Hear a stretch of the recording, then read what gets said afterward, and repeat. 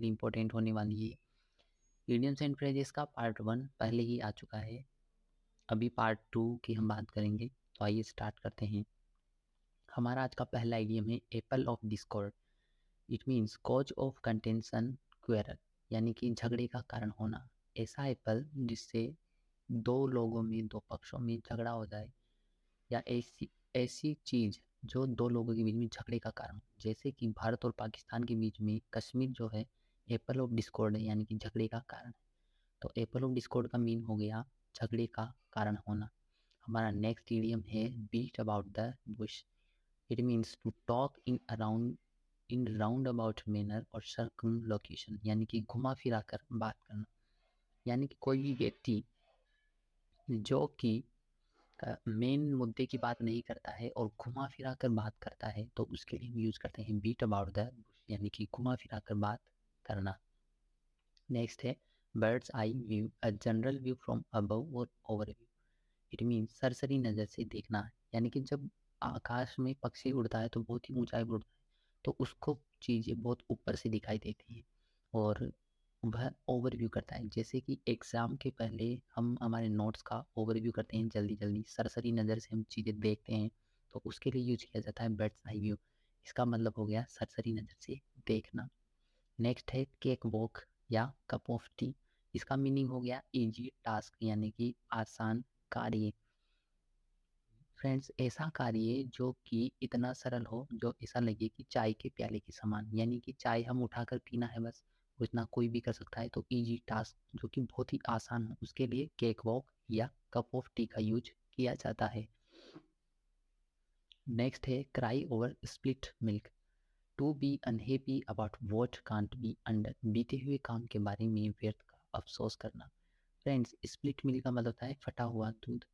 अगर दूध फट गया है तो उसके बाद में रोने का कोई भी फायदा नहीं है, क्योंकि जो हो गया अब उसे बदला नहीं जा सकता है। तो ऐसा कार्य जो अब हो चुका है और उसे बदला नहीं जा सकता है, तो उसके बाद में व्यर्थ का अफसोस करना। तो इसके लिए यूज करते हैं क्राई ओवर स्प्लिट मिल्क, यानी जो हो गया वो हो गया, अब रोने का कोई भी फायदा नहीं है। नेक्स्ट है time a dozen of very little value, यानी कि थोक के मामले। देखिए फ्रेंड्स, जैसे हमारे यहाँ पर रुपया चलता है और रुपये से भी छोटा होता है पैसा, वैसे ही डाइम बहुत एक छोटी वैल्यू होती है। और डाइम में अगर हमें डजन चीज़ मिल जाए, यानी कि अगर हमें डाइम में दर्जनों चीज़ें मिल जाए, तो ये बहुत ही कम वैल्यू होगी उन चीज़ों के लिए। तो मतलब बहुत ही सस्ती कोई चीज़ मिल जाए, यानी कि थोक के भाव में, तब हम यूज करते हैं डाइम अ डजन। इसका मीनिंग हो गया थोक के भाव में। हमारा नेक्स्ट इडियम है eye for an eye. It means tit for tat, यानी कि जैसे को तैसा। यानी कि कोई आदमी अगर हमें आँख दिखा रहा है तो हम भी उसको आँख दिखाएं, तब हमारी बराबरी हो जाएगी। यानी कि जो आदमी जैसा है उसके साथ वैसा व्यवहार करना, यानी कि जैसे को तैसा। नेक्स्ट है fight to the bitter end until something is finished, यानी कि आखिरी दम तक लड़ना। फ्रेंड्स, बिटर एंड का मतलब होता है बुरा अंत, यानी कि हम तब तक लड़ें जब तक कि दम न तोड़ने, या मतलब उसका बहुत बुरा अंत हो उस लड़ाई का, तब यूज किया जाता है fight to the bitter end, यानी कि बहुत बुरी तरह से लड़ने के लिए। नेक्स्ट है fight tooth and nail, to try very hard to get something you want. पूरे दम से मुकाबला करना। फ्रेंड्स, कभी भी आपने देखा होगा जब भी बच्चों के बीच में लड़ाई होती है तो वो क्या करते हैं, अपने हथियारों का इस्तेमाल। उनके पास क्या हथियार होते हैं, टूथ एंड नेल्स, यानी कि अपने दांतों से और नाखूनों से वो लड़ते हैं, काटते हैं। और उनके पास वही उनका वेपन है लड़ने के लिए, तो पूरे दम से मुकाबला करते हैं। तो इसलिए फाइट टूथ एंड नेल का मतलब होता है पूरे दम से मुकाबला करना, to try very hard to get something you want. हमारा नेक्स्ट इडियम है go against the tide, to do opposite of what other people are doing, यानी कि परंपरा से विपरीत कार्य करना। फ्रेंड्स, जब भी कोई भी जहाज जो होते हैं समुद्र में जाते हैं, तो उससे पहले वो देखते हैं कि आज समुद्र में तूफान नहीं आ रहा हो या टाइड नहीं आ रहा हो। टाइड होता है समुद्र में ऊंची लहरें उठना। तो जब ऐसा होता है तो समुद्र में नहीं जाते हैं। लेकिन अगर कोई भी जब समुद्र में तूफान आ रहा हो और वो अपनी बोट को वहाँ पर लेके जा रहा हो, तो वो परंपरा के विपरीत कार्य कर रहा है, ऐसा कार्य कर रहा है जो कोई भी नहीं कर सकता। तो इसे कहते हैं go against the tide.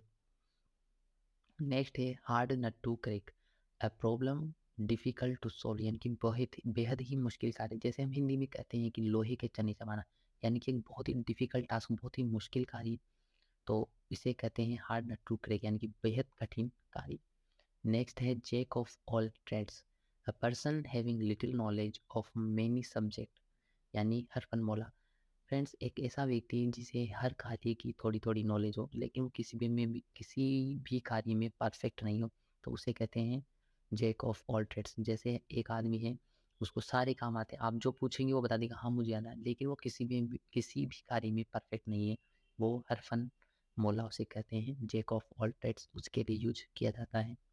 Next है kill two birds with one stone, to solve problems at one time with single action, एक पंथ दो काज, यानी कि दो बर्ड्स को मारना विथ वन स्टोन, यानी कि एक स्टोन के साथ,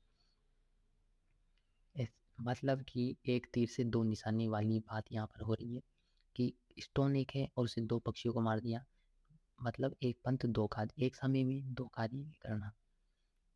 नेक्स्ट है left hand compliment, left hand compliment यानी कि अ फॉल्स प्रेज, यानी कि झूठी प्रशंसा, ऐसी प्रशंसा जो वास्तव में प्रशंसा नहीं है, आलोचना है।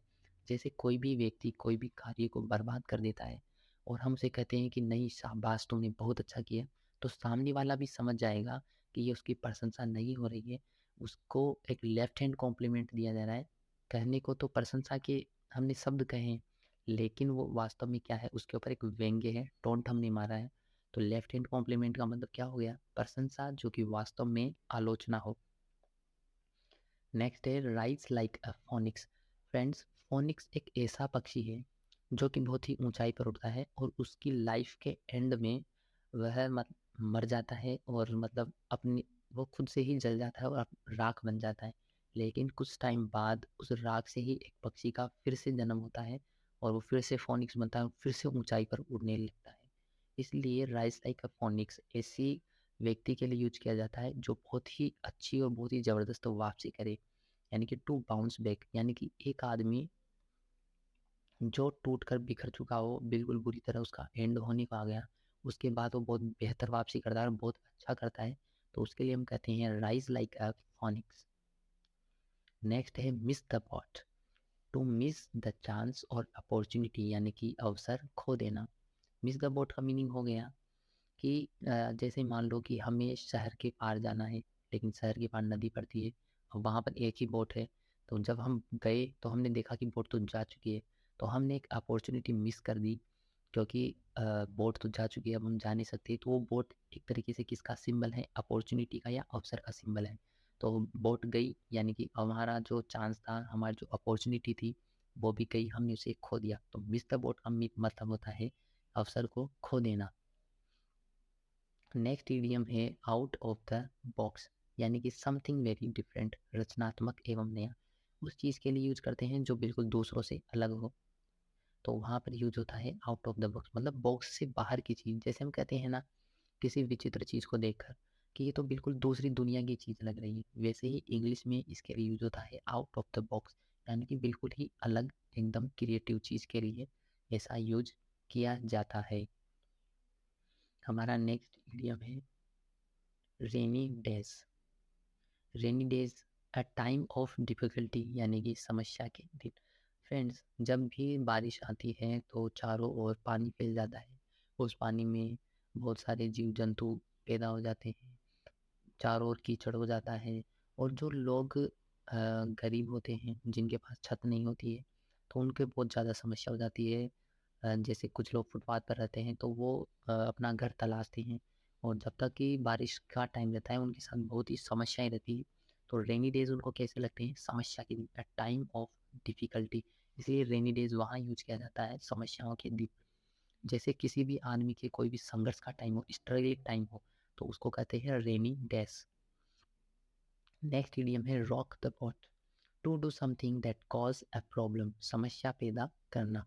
फ्रेंड्स, रॉक द बोट का मतलब होता है, जैसे कि रॉक का मतलब होता है एक तो चट्टान, दूसरा रॉक का मतलब होता है किसी चीज़ को डिस्ट्रॉय करना। तो रॉक द बोट क्या हो गया, बोट को डिस्ट्रॉय करना। अगर कोई व्यक्ति बोट को डिस्ट्रॉय कर देगा तो इसका मतलब क्या हो गया, वो खुद के लिए समस्या क्रिएट कर देगा या दूसरों के लिए समस्याएं क्रिएट कर देगा। तो रॉक द बोट का हम यूज़ तब करते हैं जब कोई किसी के लिए समस्या पैदा कर रहा हो, to do something that cause a problem. Next है talk of the town, idle gossip और रूमर, यानी कि चर्चा का विषय।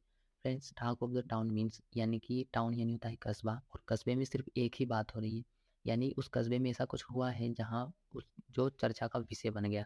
जैसे मान लो कि अ, किसी छोटे कस्बे में अगर प्राइम मिनिस्टर इंडिया के आ जाए या कोई बहुत बड़ा सेलिब्रिटी आ जाए, तो वो जो सेलिब्रिटी है ना वो चर्चा का विषय बन जाएगा।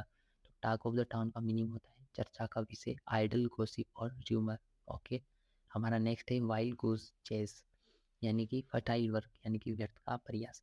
देखिए फ्रेंड्स, वाइल्ड का मतलब होता है जंगली, गूस का मतलब होता है फीमेल जो हंस होता है उसके लिए यूज करते हैं, और चेस का मतलब होता है पकड़ना। तो जब भी कोई व्यक्ति अगर जंगली हंसिनी के पीछे दौड़ेगा तो वो उसकी पकड़ में आने नहीं वाली, क्योंकि ये बहुत स्पीड से चलते हैं, और बहुत देर उसको पकड़ने की कोशिश करने के बाद भी उसको कुछ नहीं मिलेगा, यानी कि वो एक ऐसा कार्य कर रहा है जो कि बिल्कुल व्यर्थ है। उसका वो यूजलेस है, उसका कोई रिजल्ट उसको नहीं मिलेगा। तो वाइल्ड गूस चेस का मीनिंग हो गया फर्टाइल वर्क, यानी कि व्यर्थ का प्रयास। नेक्स्ट है wait blanket, someone who spoil the pleasure, यानी कि रंग में भंग करने वाला। देखिए फ्रेंड्स, जब ब्लैंकेट होता है यानी कि कंबल होता है, उसको हम यूज करते हैं सर्दी से बचने के लिए। लेकिन अगर हमें सर्दी से बचने के लिए कंबल चाहिए और उस कंबल को कोई गीला कर दे, तो हम हमारे लिए वो यूजलेस हो जाएगा कंबल। तो इसका मतलब हो गया रंग में भंग करने वाला। तो वेट ब्लैंकेट को बोलते हैं रंग में भंग करने वाला। जिप योर लिप, यानी कि बी क्वाइट, चुप रहना या रहस्य छिपाना। फ्रेंड्स, जब भी कोई बात होती है तो हम कहते हैं कि मुंह पे उंगली रख लो, लेकिन इंग्लिश में कहते हैं कि जिप योर लिप, यानी कि अपनी लिप्स पर जिप लगा लो, यानी कि चेन लगा लो।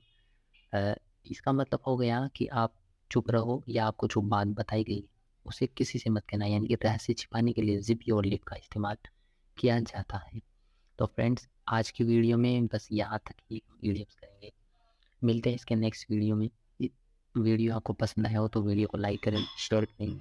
ऐसे ही इंफॉर्मेटिव और अच्छी वीडियोस के लिए चैनल को सब्सक्राइब करें। वीडियो को एंड तक देखने के लिए आप सभी का धन्यवाद।